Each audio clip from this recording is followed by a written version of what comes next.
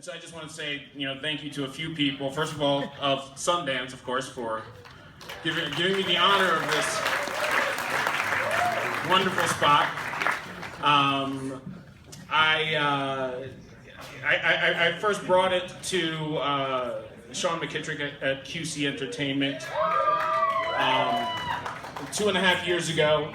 I told him no one's ever going to make this movie. At the end of the conversation, he said, "Let's make it."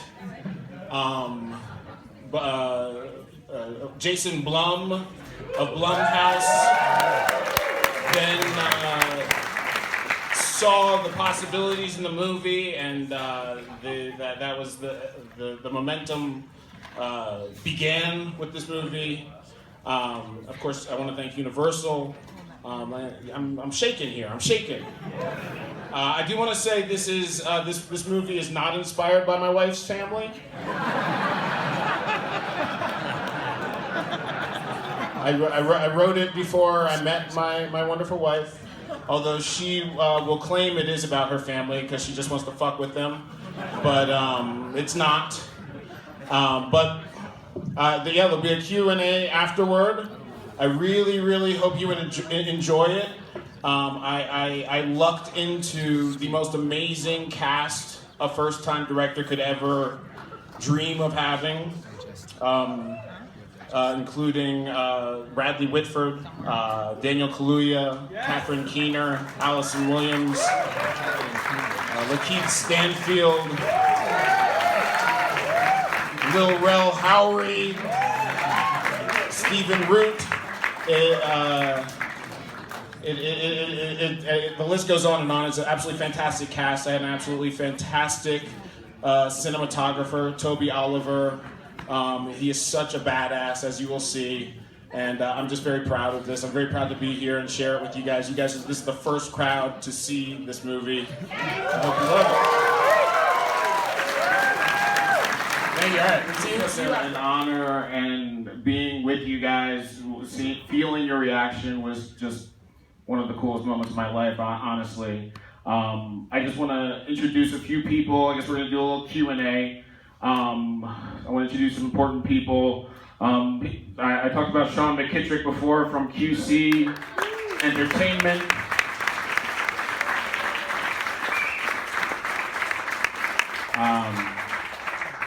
I've got the cinematographer Toby Oliver over here. Where is, of course, the great Jason Blum? Jason, you wanna? Where? Oh, there you are.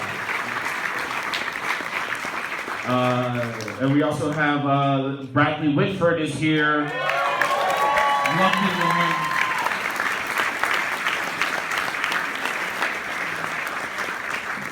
Is Lakeith here? Lakeith, did you make it? No, he didn't make it. All right. Well, he's here? All right. Well, if someone sees Lakeith, tell him to come up here. But we're good. Cool. Okay, well, yeah, how does this work? Yeah, so before I open up the questions to the audience, I'll just start out. I've listened to a lot of interviews and heard you talk very passionately about your kind of love of horror films, like very deep and deep knowledge. I wonder, coming to make your first feature horror film, were the rules that you kind of set in your mind, like what you were not going to allow yourself to do and things that you were going to force yourself to do? Based on that knowledge? Yeah, I mean, you can see all my, the dozen influences, my favorite horror movies that went into this.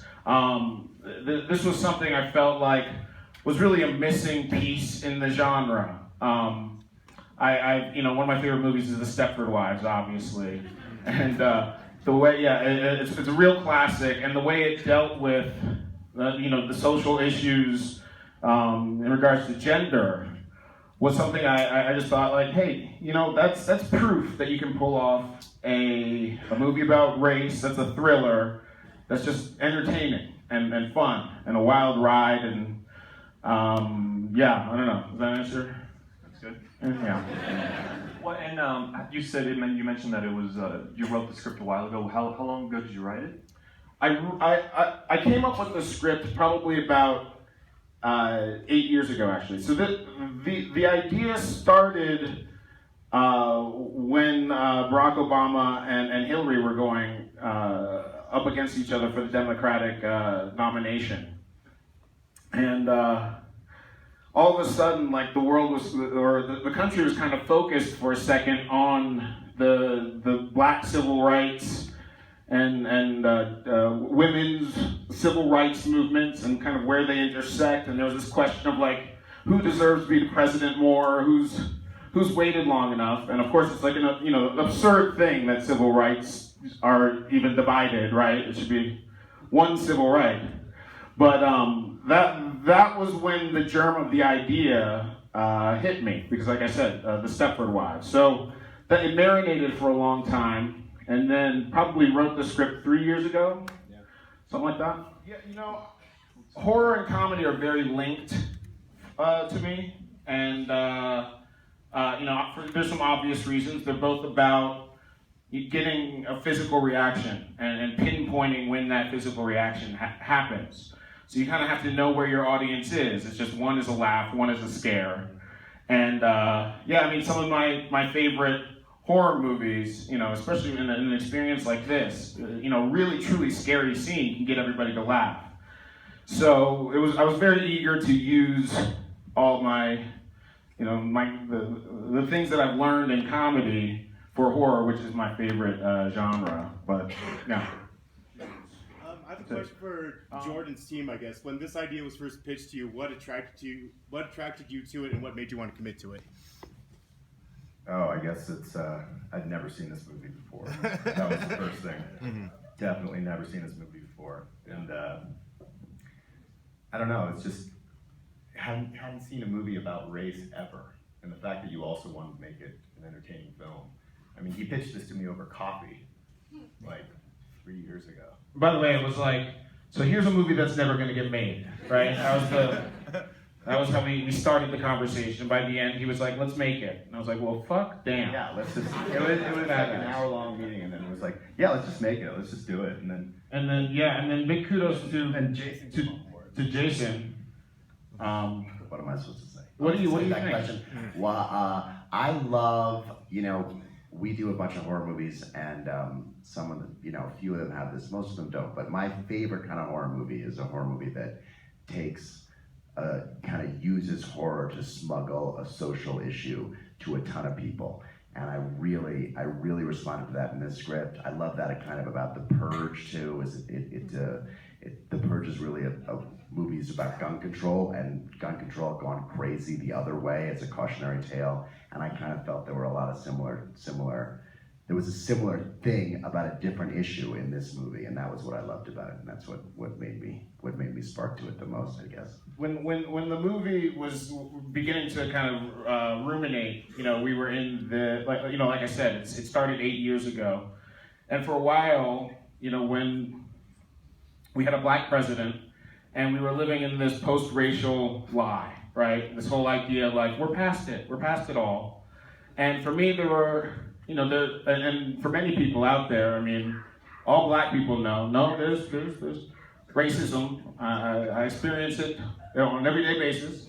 And so, you see like the party scene is kind of how we experienced racism for a while. And this movie was meant to sort of reveal that there's this monster of racism lurking underneath some of these kind of seemingly innocent conversations and situations. And it's been fascinating watching the last few years develop, because now the movie's coming out in a very different America than it began. And I think it's more important now, and I think it's going to be far more interesting now. And so I really respect Universal for having the fucking balls to lean into this kind of shit. Because it's rare. It's rare. You put this in Cabin in the Woods. You seem to be selecting very interesting horror movies, your own connection to the genre. And Jordan, basically based on your love of all things TSA, do you expect to be treated better in the airport? Very good question. You want to Oh yeah, that was, yeah, of course. My attraction to this movie was my man.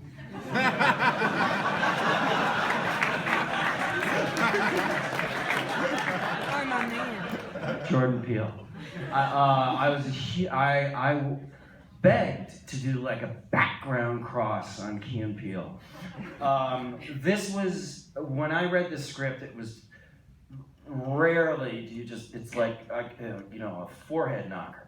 I mean, it's just like, oh, Jesus, yeah, why hasn't this movie been made? So it was not out of a particular attraction to the genre. It was him, and then Keener was in, and Allison. It was just this amazing cast. How great is Daniel? Jesus Christ. Daniel Kaluuya, the lead of the movie. Fucking destroyed it. And I would have voted for Obama. Oh, we know that, Brad.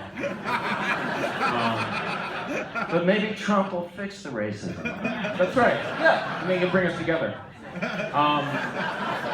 It was very important for me for this movie not to be about a black guy going to the South and going to this red state where you know the presumption for a lot of people is everybody's racist there. This was really meant to take a stab at the liberal elite that tends to believe we're above these things, I should say. And so, you know, that's, you know, Brad and Catherine are kind of like, I thought of them as like the perfect in-laws. Like if you could imagine in-laws besides my real ones, you could imagine in-laws that would be perfect to walk into, that would be them. And, you know, the character that Brad developed was just, it was just so magnetic, and there's so much he gave us that couldn't make it into the film that is just absolutely hysterical. But what was your second question? Just whether or not you fly so much, I'm wondering whether or not you're expecting a lot of love. Oh yes, I'm expecting TSA love for this. So I did a sketch on Key and Peele where we were operatives in, we were Al Qaeda. We were Al Qaeda, and we were huddled up in a cave, and the whole bit was like, we were like, if only it wasn't for the brilliant TSA and the regulations. If I could bring a knife bigger than this, then we would have them. And so I was afraid for a while there. I would get up to the TSA line, and somebody go, "Hey, brother, better watch yourself now." All right, you all right? So it was all good. But I talk about this with my wife all the time. It's like, now I'm golden, and fuck it, Lil Rel Howery, that motherfucker could fly for free. He's done. This is so weird. I'm like, in comedy, if this was a comedy routine, and I was just coming down here, I would be so confident. I would bust out my fucking impressions and shit. As a director, I feel like fucking Woody Allen. I just feel so sheepish and confused and scared. It's like now I get it. Now I get why they're all, it's like squirmy, self-hating individuals. It's like shit. Well, really, the thing is, it's as a filmmaker, it's so fucking humbling to get in here and to see first of all, this massive group of talent and spirit and people who believe in me and who are taking this chance. I mean, can you imagine Brad stepping into this role and then it's like a no. And it goes completely wrong. If it goes wrong, it goes really fucking wrong. Yes, it would. Yes, it would.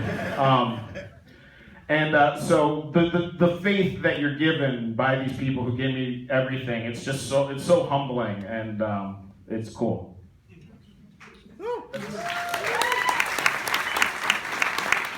I believe that's all the time we have, but remind everyone when the film comes out. Film comes out February 24th. So everyone's gonna know. Grab a friend. Yes. No, Patton, no, Patton, there's...